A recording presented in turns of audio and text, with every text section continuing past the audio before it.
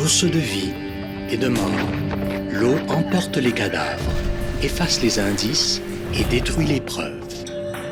Pour les enquêteurs, l'eau est une adversaire rusée. Pour les criminels, elle est une complice de choix. Car pour le crime parfait, un peu d'eau suffit.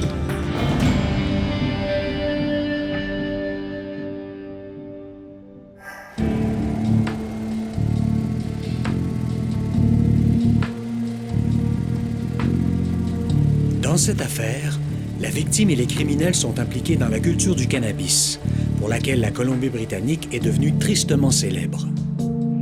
Un cas à la fois simple et compliqué, où l'eau et le feu ont joué un rôle déterminant. Il aura fallu plus de 10 mois de travail aux enquêteurs de la Gendarmerie royale du Canada pour le résoudre. Le 17 juin 1994, le capitaine d'un remorqueur, remontant le fleuve Fraser, fait une macabre découverte. Dès qu'il le peut, il s'amarre et alerte la police. On m'a informé de la découverte d'un corps coincé entre les billes de bois d'un train flottant sur le Fraser. Ce train flottant a par la suite été traîné sur la rive opposée du fleuve, vers Langley. Le corps s'est ainsi retrouvé à Derby Reach, un lieu caractérisé par une petite aire sablonneuse se trouvant dans les limites d'un parc provincial. C'est à cet endroit, et avec l'aide des pompiers, que se sont déroulées les opérations de récupération du corps. Le caporal Gil Campbell de la Gendarmerie royale du Canada arrive sur les lieux et fait une autre découverte. Dès que j'ai vu le corps, avec sa tête enveloppée de rubans adhésifs du menton jusqu'aux yeux, il était clair pour moi que cet individu ne s'était pas jeté en bas d'un pont, complètement vêtu, le nez et la bouche obstrués par du ruban. Non, c'était évident que nous n'avions pas affaire à un suicide. Il y avait environ 7 mètres de ruban adhésif autour de la tête. Le corps montrait des signes d'un séjour prolongé dans l'eau, ainsi qu'un état général de détérioration.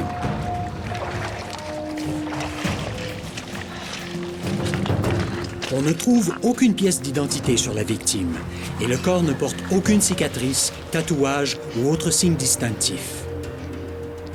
Le corps est donc classé « restes humains non identifiés » en attendant qu'il le soit. La procédure d'identification est rigoureuse et ne doit laisser aucun doute sur l'identité véritable de la victime.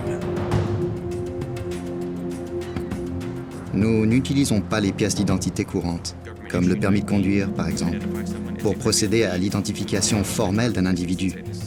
Nous devons obtenir une identification bona fide d'une personne connaissant l'individu en question. Ceci est particulièrement vrai lorsqu'il s'agit de jeunes adultes, de plus ou moins de 18 ans. Il est possible qu'ils aient en leur possession des fausses pièces d'identité, ce qui aurait pour effet d'orienter l'enquête vers une fausse piste, sans parler du drame d'informer une famille d'un décès qui n'a pas eu lieu. Le corps de la victime a été transporté à la morgue de New Westminster et on a poursuivi l'enquête visant à l'identifier. Ce que le caporal Gil Campbell ignore, c'est que 2 jours plus tôt, la GRC a reçu un appel signalant la disparition d'un certain Timothy Langmead. Sa famille était sans nouvelles de lui depuis environ 1 semaine, ce qui n'était pas normal. Sa famille croyait qu'il habitait un appartement à Maple Ridge. Elle n'avait pas d'adresse comme telle, seulement un numéro de téléphone portable. Une vérification de ce numéro de téléphone a révélé que l'abonné possédant ce numéro vivait de fait sur l'avenue Prairie à Port Coquitlam. Les enquêteurs se rendent à l'adresse de facturation du téléphone de Langmead, en banlieue de Vancouver. Il n'y avait pas de voiture ayant pu appartenir à M. Langmead. Et lorsqu'ils ont frappé à la porte, ils se sont rendus compte qu'elle n'était pas fermée à clé. Ils ont fait un examen rapide des lieux. Il y régnait une forte odeur de cannabis. Après une inspection sommaire de l'extérieur du bâtiment, et afin de procéder en toute légalité à l'inspection de l'intérieur, la GRC demande un mandat de perquisition pour la maison de l'avenue Prairie à Port Coquitlam.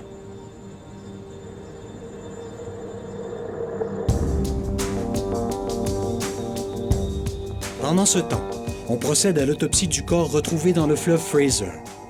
Le médecin légiste commence par détacher de la tête de la victime plus de 7 mètres de ruban adhésif, communément appelé duct tape. Le médecin légiste remarque que le ruban se serait probablement déplacé le long du visage de la victime. Il attribue ce mouvement d'une part à l'action de l'eau et d'autre part au décollement de la peau de la tête du défunt après sa longue immersion.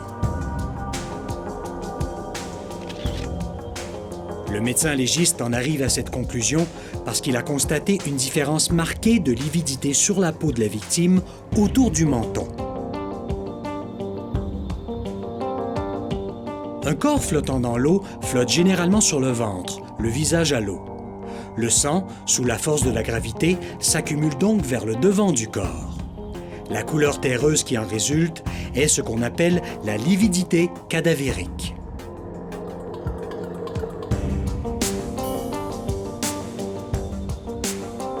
Étant donné que le corps a été immergé pendant plusieurs jours, selon toute évidence, le relevé d'empreintes digitales s'avère un défi de taille. Pour y arriver, le technicien en identité judiciaire doit injecter un liquide salin sous la surface de la peau. Le liquide étire la peau et permet au technicien de prélever les empreintes. Le médecin légiste rapporte aussi avoir découvert des traumatismes au foie et à la rate. Il est toutefois convaincu que ces blessures internes sont survenues avant le décès de la victime. À l'examen, le corps ne présentait aucune blessure externe. Je savais cependant que la victime avait subi des blessures aux organes vitaux de la région abdominale. Les pathologistes et autres spécialistes sont en mesure de déterminer avec précision si une blessure est survenue avant ou après le décès, comme dans le cas qui nous occupe alors que le corps a séjourné dans les eaux du Fraser, où la circulation fluviale est intense et a été exposé à subir des blessures post-mortem. Par ailleurs, l'enquête sur la disparition de Timothy Langmead progresse elle aussi. La GRC découvre qu'en plus de la maison de Port Coquitlam, Langmead garde un appartement à Vancouver.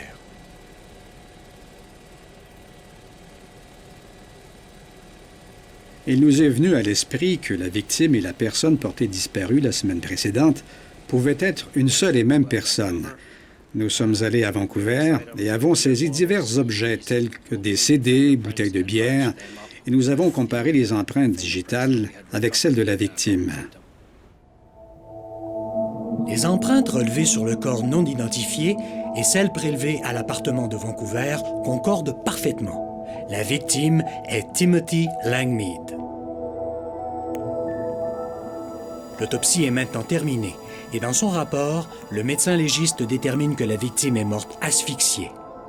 Il est toutefois impossible de déterminer avec certitude la cause directe de l'asphyxie. Une mort par noyade est en fait une mort par asphyxie. La cause du décès est donc mort par asphyxie, mais compte tenu des circonstances entourant le décès, le médecin légiste ne pouvait déterminer précisément si l'asphyxie était due au ruban adhésif ou à la noyade. La présence de certains éléments pouvait laisser supposer que M. Langmead était vivant lorsqu'il est entré dans l'eau. Il a donc déclaré 2 facteurs reliés à la cause du décès, le ruban adhésif et l'eau. Les policiers retournent au domicile de Timothy Langmead, à Port Coquitlam, à la recherche d'indices pouvant expliquer le décès de Langmead et surtout la forte odeur de cannabis qui flotte dans la maison. Ils en localisent rapidement la source. Après avoir obtenu le mandat de perquisition particulier à la loi sur les narcotiques, ils sont revenus sur les lieux et ont trouvé environ 1000 plants de cannabis dans le sous-sol de la maison. La culture illégale du cannabis en Colombie-Britannique est une énorme industrie au noir, évaluée à plusieurs milliards de dollars. Les agents de la GRC ont l'habitude de ce genre de découverte et ils savent comment opérer. On procède au démantèlement de la plantation, les plans, l'éclairage, etc. On emporte le tout à l'unité de Coquitlam où le matériel est inscrit comme pièce à conviction. Quant aux indices qui expliqueraient la mort de Timothy Langmead, il n'y avait rien d'autre au domicile, rien de particulier, si ce n'est que le sous-sol avait servi à la culture du cannabis. Il était évident que cette maison était habitée. Et après enquête auprès des voisins, il s'est avéré que M. Langmead habitait cette maison.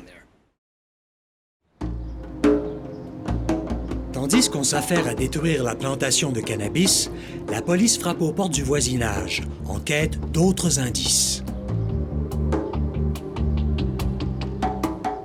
Nous avons appris d'un des voisins qu'il avait observé plusieurs fois à la semaine la présence d'une voiture Mercedes à la résidence de l'avenue Prairie. Ce voisin avait noté le numéro d'immatriculation de la Mercedes. Nous avons donc fait un suivi et trouvé le nom du propriétaire de la voiture. Alan Gordon était le nom de la personne qui venait à la résidence plusieurs fois la semaine à bord de la Mercedes. Alan Kesh Gordon est connu des milieux policiers pour ses activités illicites reliées à la drogue. Au moment des événements, il jouit d'une libération conditionnelle. L'officier de probation a émis un mandat visant à son arrestation immédiate parce qu'on estimait, fort probable, qu'il soit impliqué dans la plantation de cannabis de l'avenue Prairie. Nous avons donc procédé à son arrestation. Les enquêteurs interrogent Kesh Gordon au bureau de Coquitlam. Il admet connaître Timothy Langmead, mais il affirme qu'il n'est qu'un simple jardinier qui a fait de l'aménagement paysager pour lui. Il a raconté qu'il vendait son savoir-faire à des individus pour la mise en opération de cultures de cannabis, mais qu'il n'était pas impliqué dans la plantation de l'avenue Prairie et qu'il s'y rendait pour visiter son ami Timothy Langmead. Selon M. Gordon, M. Riley était la seule autre personne qui aurait pu connaître l'existence de la plantation.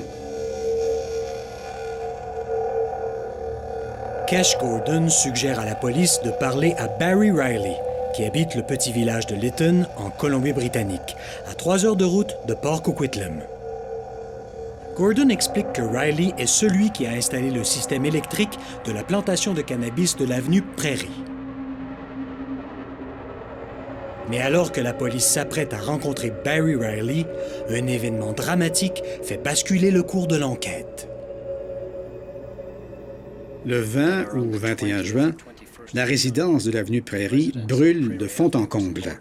Il ne fait absolument aucun doute que c'est un incendie criminel.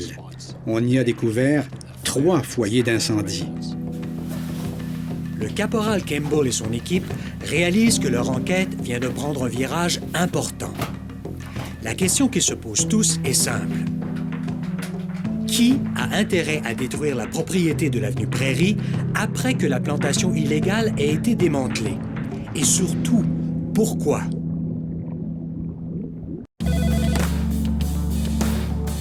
En juin 1994, la GRC enquête sur 2 cas sans lien apparent. La disparition de Timothy Langmead, un jardinier paysagiste sans histoire, et la découverte d'un corps non identifié dans un train de biobois sur le fleuve Fraser. L'analyse des empreintes digitales confirme que la victime est bien Timothy Langmead. L'examen de son compte de téléphone amène les enquêteurs à une de ses résidences qui abrite une plantation de cannabis.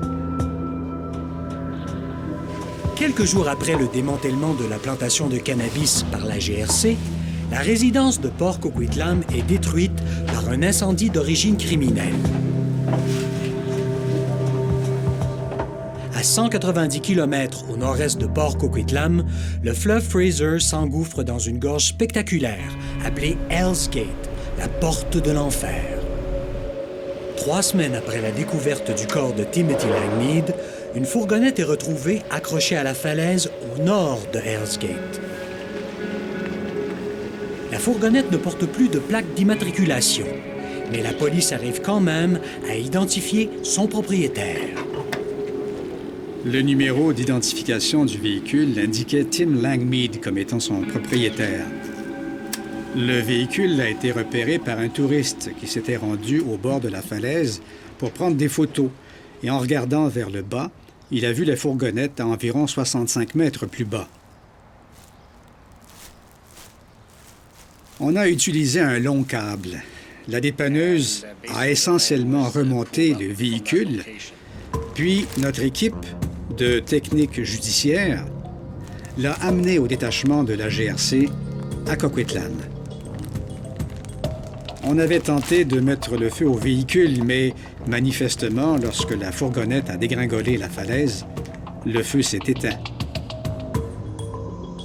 Malheureusement pour les enquêteurs, le feu a tout détruit et laissé bien peu d'indices. Mais les enquêteurs ne lâchent pas le morceau et leur ténacité est finalement récompensée. Un numéro inscrit sur un bout de papier récupéré dans la fourgonnette s'est avéré être le numéro de pagette de Barry Riley. Le caporal Gil Campbell a désormais une raison de plus pour questionner Barry Riley. Campbell et son partenaire se rendent donc à Lytton, à 55 km au nord de Hell's Gate, où habite Riley. Nous avons convenu de le rencontrer au bureau du détachement de la GRC à Lytton, le 27 juillet 1994. Il nous intéressait beaucoup parce que Gordon nous avait donné son nom et nous voulions savoir quel lien il avait avec Timothy Langmead et avec la résidence de l'avenue Prairie. Les policiers connaissent la situation familiale bien particulière de Barry Riley. Son père faisait partie, à l'époque, de la Gendarmerie royale du Canada. Et sa conjointe faisait aussi partie de la GRC. Elle était rattachée à l'escouade des narcotiques. Sa mère vivait avec un autre membre actif de la Gendarmerie royale du Canada, rattaché, à l'époque, au détachement de Lytton. On informe Barry Riley que la conversation va être enregistrée. Nous voulions absolument connaître la nature de la relation entre Timothy Langmead et Kesh Gordon. Nous avions bien de l'information quant à son implication, mais nous étions très intéressés par sa version des faits, parce qu'à ce moment-là, nous ne disposions d'aucune preuve. Je crois que lorsque nous avons mentionné Kesh Gordon, il a compris que ce dernier nous avait renseigné sur lui, qu'il avait travaillé pour Gordon sur une autre plantation, qu'il avait monté la plantation de l'avenue Prairie. Seul Kesh Gordon pouvait nous avoir donné ces renseignements. Dans l'esprit du caporal Campbell, il est clair que Riley est bien au fait des techniques d'enquête de la GRC, étant donné sa situation familiale. Il a compris qu'il était dans son intérêt de jouer franc jeu par rapport à la drogue, parce qu'il savait que nous ne pouvions l'inculper pour quoi que ce soit en rapport avec cela. Et il voulait prendre ses distances par rapport à l'homicide. Il nous a dit avoir travaillé pour Kesh Gordon. En fait, avant de s'occuper de la plantation de l'avenue Prairie, il était en charge d'une autre plantation pour Kesh Gordon, aussi à Port Coquitlam. Je crois qu'il nous a donné ces renseignements parce qu'il voulait nous convaincre que bien qu'il soit loin d'être un ange, il n'était pas un meurtrier. Riley avoue aussi que c'est lui qui a fait l'installation électrique de la plantation de l'avenue Prairie. Un travail pour lequel Gordon ne l'a jamais payé, dit-il. Selon Riley, dans la déposition qu'il a faite à la police peu après le 8 juin, Gordon serait venu le rencontrer à Lytton et lui aurait fait des menaces. Gordon lui aurait dit qu'il avait des amis bien armés et que s'il s'avisait de le rouler, eh bien, il fallait qu'il s'attende au pire. De plus, il a déclaré qu'il était plus que probable que les empreintes de Cash Gordon, tout comme les siennes, puissent être prélevées à la résidence.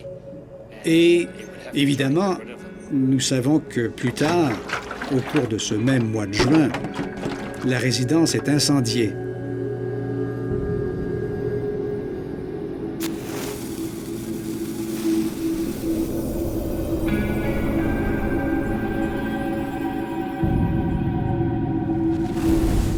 L'enquête sur l'incendie criminel n'a donné aucun résultat, aucune arrestation, ni aucune inculpation.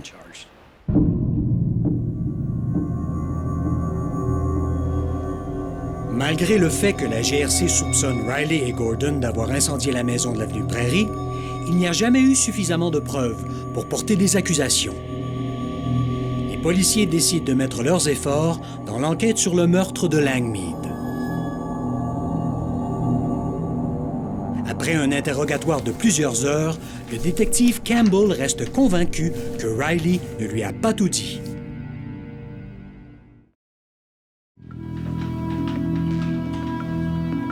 Comme aucune autre piste n'a fait surface, la GRC décide de lancer un appel au public. Elle met en place une ligne de renseignement confidentielle, espérant ainsi obtenir de nouvelles informations. Nous avons reçu un appel d'une personne nous informant que 3 individus étaient impliqués. Cette personne a aussi apporté des précisions sur les motifs du voyage à Port Coquitlam et ce qui s'était passé. Seule une personne impliquée dans cette affaire était en mesure de fournir des renseignements de cette nature. La ligne confidentielle révèle au détective Campbell que 2 des 3 individus en question se nomment Barry Riley et David Henry et qu'ils habitent Lytton.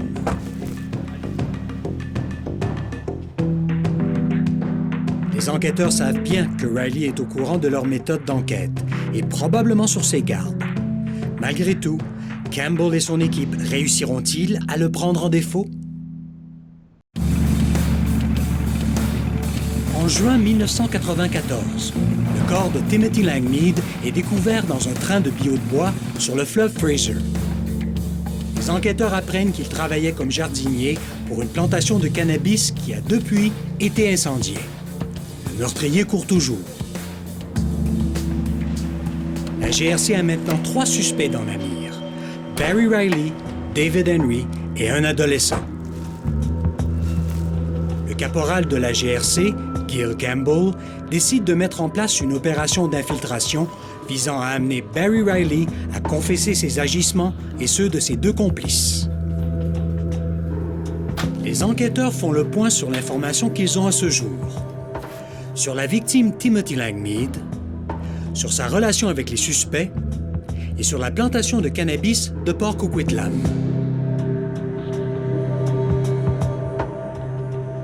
Règle générale, les propriétaires de ces plantations de cannabis embauchent une personne jouissant d'une bonne réputation.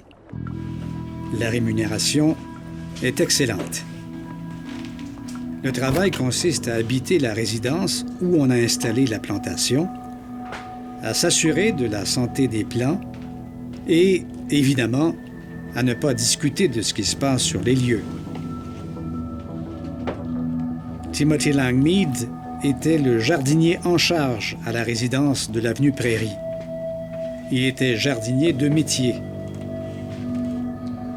De façon ponctuelle, il devait s'occuper de l'arrosage des plants et contrôler la chaleur émise par les lampes chauffantes. Et en autant que je me souvienne, il produisait 4 récoltes par année par le biais de la méthode des plantations successives.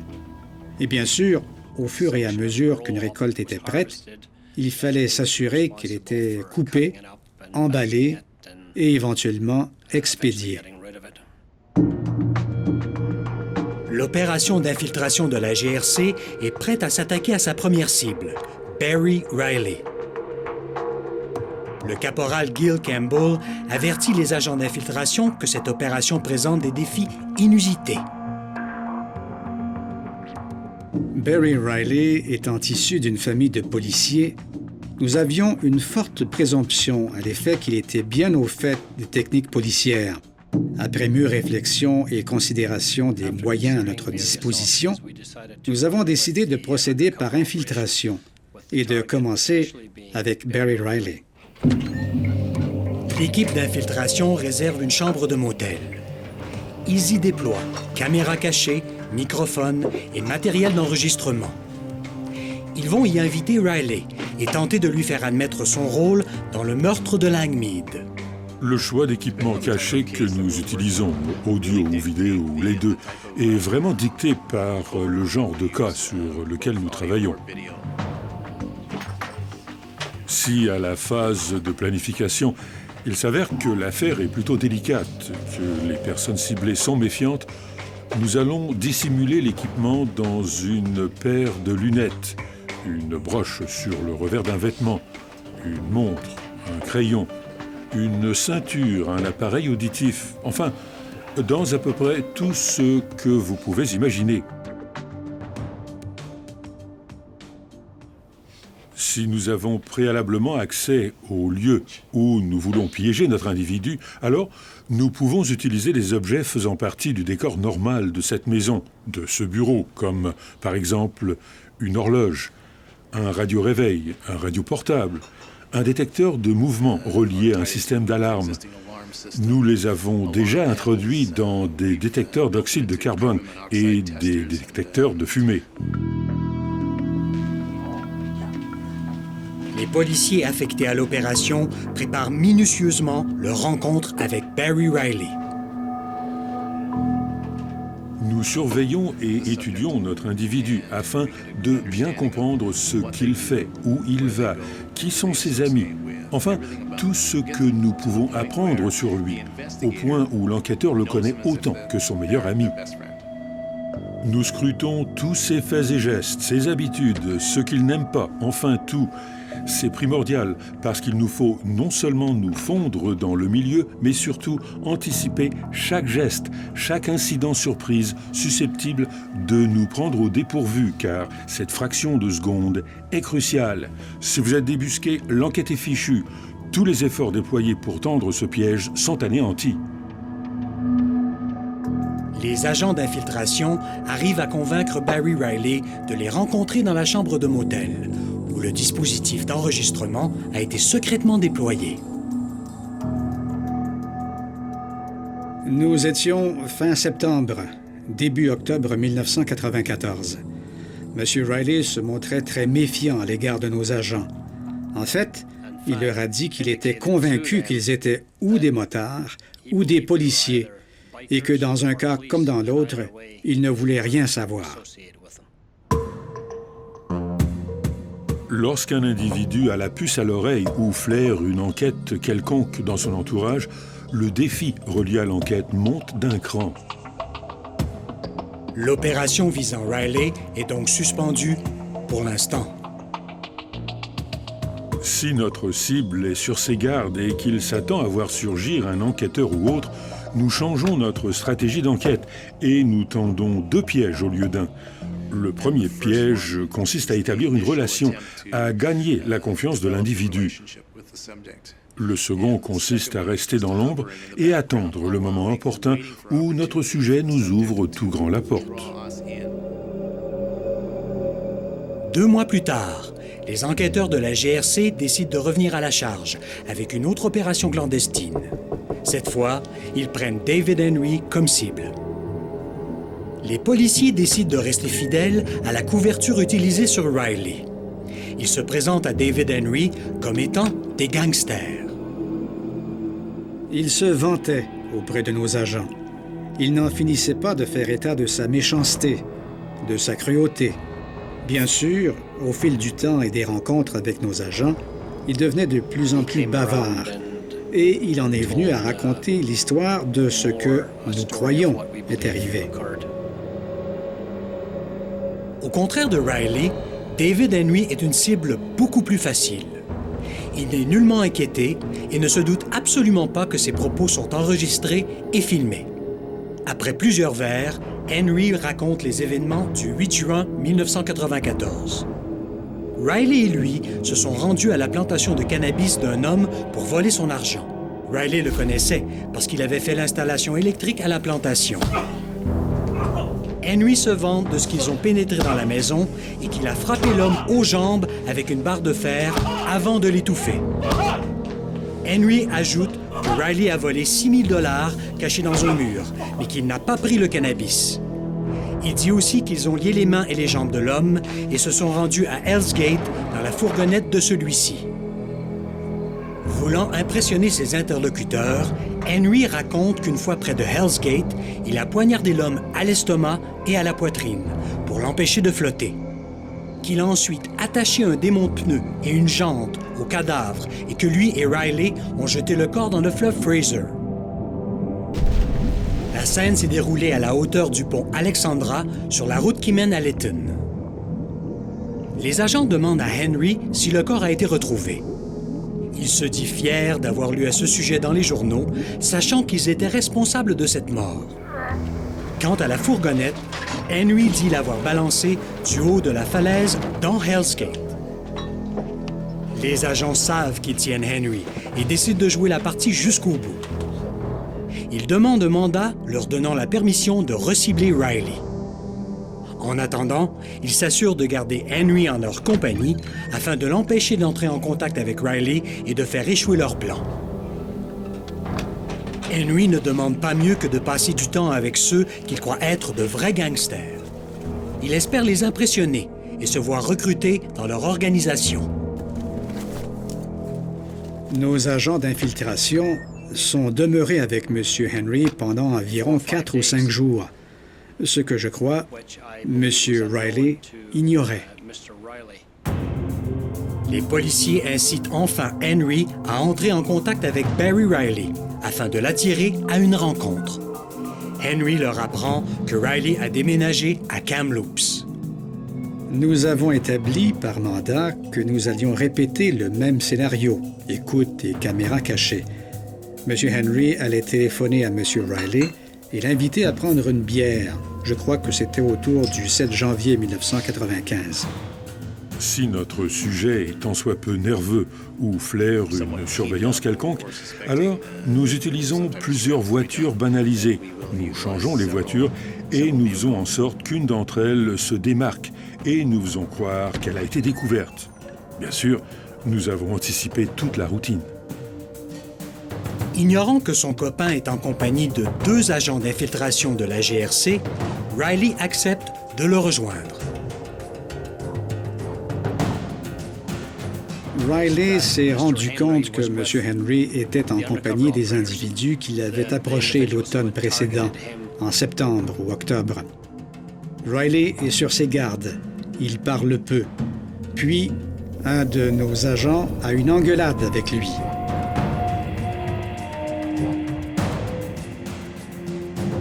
À l'écoute de l'enregistrement, on entend M. Riley révéler son implication et, ce faisant, confirmer ce que David Henry a déjà déclaré à nos agents. Maintenant qu'ils ont probablement les aveux qu'ils cherchaient, les policiers décident de laisser Henry et Riley seuls pour quelques minutes. Mais les caméras tournent toujours.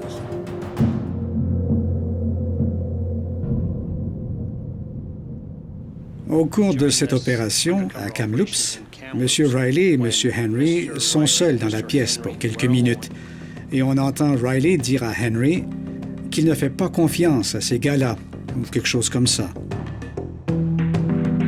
Les 2 complices ont fait plusieurs révélations. Les confessions obtenues par la GRC seront-elles suffisantes pour inculper Barry Riley et David Henry?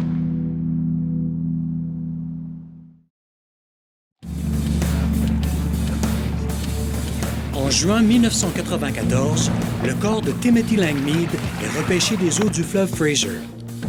Les principaux suspects sont Barry Riley et David Henry. Pendant 6 mois, les enquêteurs travaillent sur l'affaire. La GRC procède à une opération d'infiltration dans le but d'obtenir de la part des suspects des témoignages compromettants. L'opération d'infiltration menée auprès des 2 hommes est un succès. La couronne a maintenant suffisamment de preuves en main pour procéder à l'arrestation des suspects dans le cas du meurtre de Timothy Langmead. Barry Riley, David Henry et leurs jeunes complices sont arrêtés et inculpés pour meurtre au 2e degré. Les suspects sont interrogés séparément. Les enquêteurs sont à la recherche d'informations pouvant corroborer les témoignages recueillis au cours de l'opération d'infiltration. Barry Riley est le premier à être interrogé. Je suis entré en compagnie d'un autre enquêteur et nous lui avons parlé. Il a par la suite avoué son implication. Riley connaissait Kesh Gordon depuis un bon moment. Il avait travaillé pour lui plusieurs mois auparavant. Kesh Gordon l'avait embauché pour faire l'électricité et installer la plantation sur l'avenue Prairie. À cette époque, il avait sa propre plantation dans une autre résidence de Port Coquitlam. Barry Riley en voulait à Kesh Gordon de ne pas l'avoir payé pour le travail qu'il avait fait à la plantation de l'avenue Prairie. C'est ce qui l'a motivé à cambrioler la plantation dont Langmead avait la charge. Monsieur Riley était le personnage central de cette affaire. Et nous croyons que c'est lui qui a incité ses amis à l'accompagner jusqu'en banlieue de Vancouver pour cambrioler la plantation. Pendant une fête à Lytton, Riley convainc ses amis de l'aider à dérober la plantation de cannabis de Port Coquitlam. On emprunte une voiture et le 8 juin 1994, la tragique cascade d'événements est déclenchée. La plantation est située à Port Coquitlam, à 3 heures de route au sud de Lytton. Pendant le trajet, les 3 complices continuent de boire bière et rhum en quantité. Barry Riley sait que la plantation est probablement gardée par Timothy Langmead. En prévision d'une altercation avec lui, il s'arrête en chemin pour acheter du ruban adhésif et de la corde, au cas où il devrait ligoter Langmead. Rendu à la résidence de l'avenue Prairie, il constate que rien ne bouge. Ils réussissent à s'introduire par effraction. Riley envoie leur jeune copain s'emparer des plans mûrs au sous-sol, tandis qu'ils cherchent de l'argent. L'enquête montrait qu'il s'agissait strictement d'un vol de cannabis. Il s'était rendu là pour se procurer du cannabis gratuitement. Malheureusement, les choses se sont gâtées. M. Langmead est rentré à la maison alors qu'ils étaient encore là. Langmead comprend vite ce qui se passe. Et la discussion dégénère rapidement en bagarre.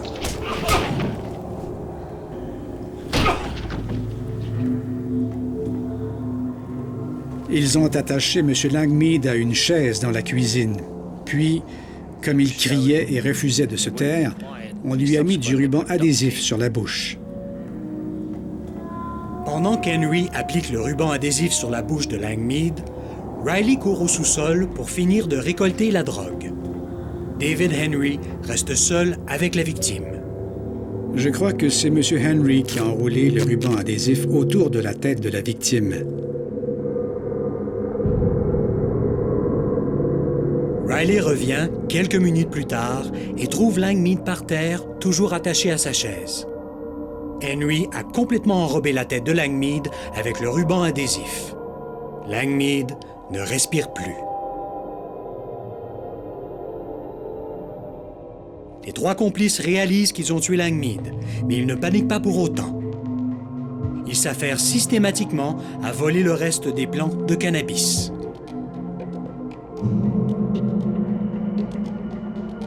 Ils ont coupé tout ce qu'ils ont pu et ont chargé leur butin à bord de la fourgonnette de la victime.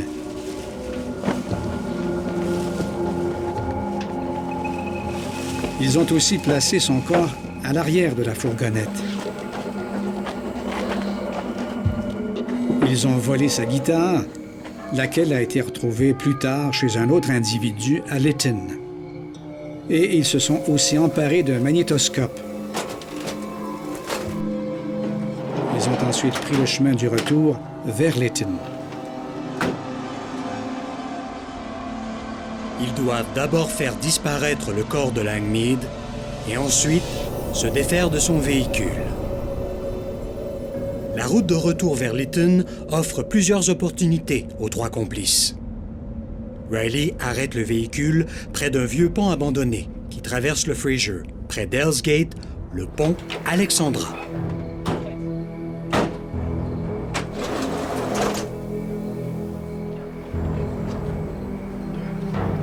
On retire les plaques d'immatriculation de la fourgonnette pendant que Riley et Henry se débarrassent du corps de Langmead.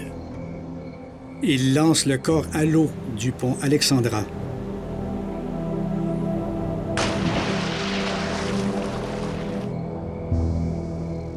Ils ont vidé la fourgonnette de sa cargaison de cannabis. Puis, à environ 3 km au nord de Hell's Gate, ils ont poussé la fourgonnette en bas de la falaise. Les hommes retournent ensuite tranquillement à Lytton, certains que leur méfait ne sera jamais découvert. Les policiers savent qu'une fois revenus à Lytton, dans les jours qui suivent, les accusés ont rapidement trouvé preneur pour la drogue qu'ils avaient dérobée. Avec la preuve mise à jour au fil de cette enquête de 10 mois et une opération d'infiltration complexe, les enquêteurs de la GRC et le procureur de la Couronne réussiront-ils à faire condamner Barry Riley, David Henry et leurs jeunes complices pour le meurtre de Timothy Langmead?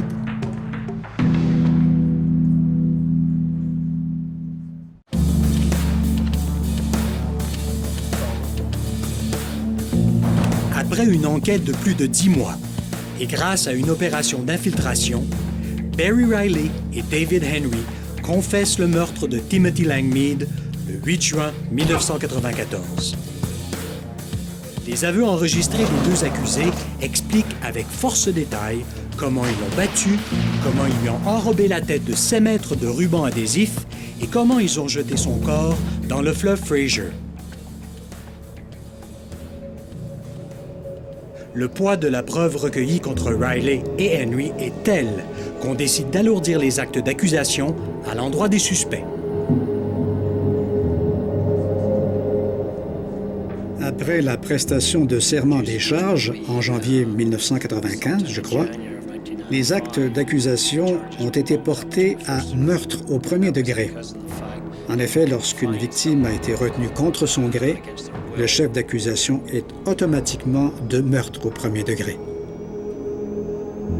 Le procureur de la Couronne en vient cependant à la conclusion qu'il ne dispose pas d'une preuve suffisante contre l'accusé d'âge mineur dans cette affaire. Il est donc lavé de toute accusation et relâché. Le procès de Barry Riley et de David Henry débute. Un des premiers témoins appelés à la barre par la Couronne n'est nul autre que Kesh Gordon. M. Gordon s'est présenté à titre de témoin pour la Couronne.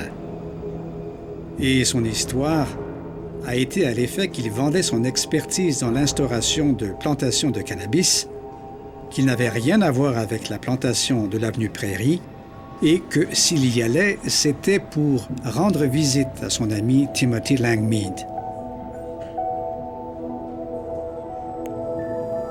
Le procès dure plusieurs semaines. Le jury rend son verdict sans hésitation. Barry Riley et David Henry sont condamnés chacun à une peine de 22 ans de prison. À 3 reprises, entre 1995 et 2010, Barry Riley et David Henry tentent, en évoquant divers motifs, d'en appeler de leur sentence. Mais à chaque fois, le jugement initial de meurtre au premier degré et la sentence originale sont maintenus contre les deux hommes. Par ailleurs, l'incendie criminel à la plantation de cannabis de l'avenue Prairie n'a jamais été élucidé. Mais les policiers se doutent bien que le coupable se trouve parmi les individus qui gravitaient autour de la plantation. Les auteurs de ce crime croyaient qu'en jetant le corps de leur victime dans les eaux tumultueuses du Fraser, celui-ci disparaîtrait à jamais, et avec lui, les preuves de son meurtre. Mais une fois de plus, ce qui aurait pu rester un crime sans châtiment noyé dans les tourbillons de Hell's Gate, a tourné tout autrement, grâce à la nature, toujours imprévisible, de l'eau.